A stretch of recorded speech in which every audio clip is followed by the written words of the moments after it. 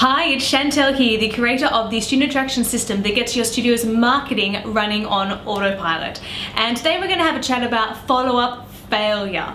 Now, chances are your studio's marketing is inconsistent and your follow-up, well, sometimes that could maybe leave a little bit more to be desired. But if you think back now of all the students in the past 12 months who've maybe inquired as to your services at your studio, but they never actually got through the door, or even worse, think back to all those students who came for a free trial lesson but then just disappeared into the universe never to be seen again. This is not okay. Now, the thing is, the reason that most studio directors don't do follow-up as well as they could or perhaps should is because it can take a whole bunch of time and energy. Two things that most studio directors I know don't have a lot of. But we need to step back for a moment and see what not following up is costing you and your studio. Let me ask you a really important question. Do you know the lifetime average value of your students? And now what I mean by this is, do you know how much money on average you make from every student that comes in the door? Now, depending on your studio, it could be $1,000, it could be $12,000. This is going to be dependent on how good you are at retaining your students and also offering them different opportunities to do business with you. So how many programs you can involve them with through their lifespan as a student.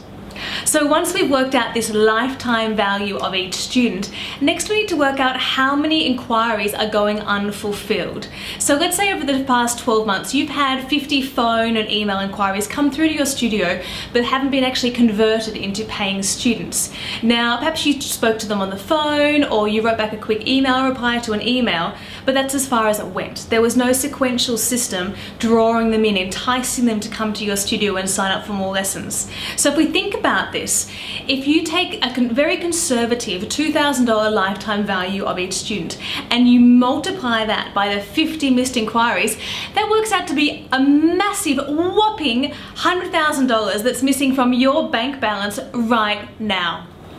Let's get crystal clear here for a moment. Follow-up is not a one-off event. It might take 7 little taps on the shoulder. It might take 5 little reminder emails inviting them to come back to your studio.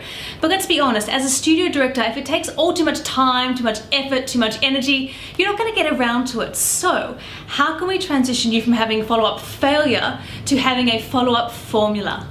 So when you're designing your follow-up system for your studio, there are 3 things to remember.